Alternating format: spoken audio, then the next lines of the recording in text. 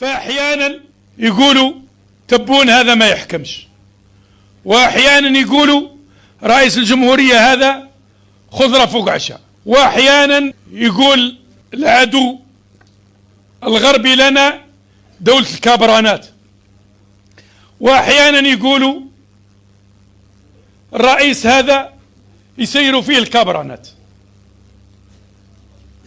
أقول لمختلف الأبواق اللي تبعتوها وصنعوا في المخابر نتاعهم هذه العبارة اللي هي دولة الكابرانات، وتبون خضرة فوق عشاء، وروجوها إذا تبعتوا هذه الأيام الماضية.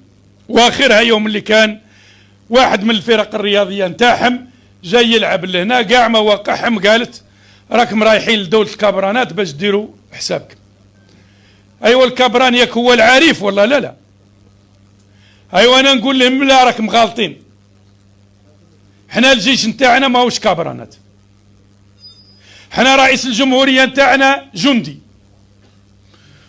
والقائد الأعلى للقوات المسلحة نتاعنا جندي، ووزير الدفاع نتاعنا جندي، وقائد أركان الجيش الوطني الشعبي جندي، وقادة النواحي العسكرية جنود، ومختلف مدراء الأجهزة الأمنية نتاعنا جنود، ومختلف قيادات الأركان عندنا والمدراء المركزيين في الجيش جنود، وبمختلف المؤسسات الأمنية جنود ملتحمين مع شعبهم من أجل الدفاع عن السيادة، جنود من أجل أن تبقى الجزائر واقفة ولا تركع، جنود من أجل أن لا يطمع المحتل أن يعود إلى أرض الشهداء أو يمس إلى أرض الشهداء، أو أن يمس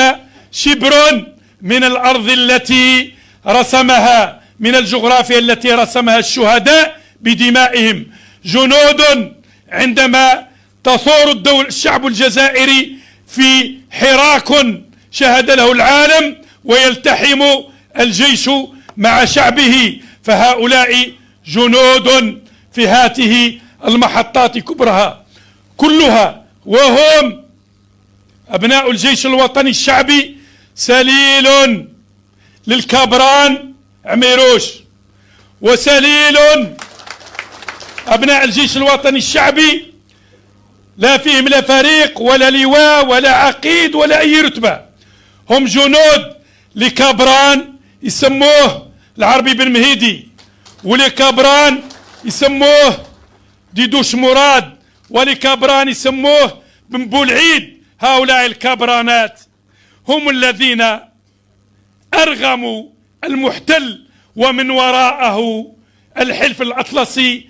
للخضوع وللانكسار وللانهزام على أرض الجزائر. هؤلاء الكابرانات هم أعز وأنبل وأشرف عند الأمة العربية والإسلامية وعند أحرار العالم من اللواء الذي وضع يده أول أمس في يد قائد الجو الإسرائيلي على أرض طاهرة في المغرب الأقصى، المغرب العزيز علينا بشعبه وبأبنائه وبنخبه التي ترفض تطبيع المحتل. فاحنا فرحانين بالكابرانات نتاعنا لأنهم سليل، بل هم جنود لكابرانات حرروا الوطن وهزموا الحلف الأطلسي. ويؤلمني عندما يردد العبارات أو تلك العبارات يرددها الجزانات وبعض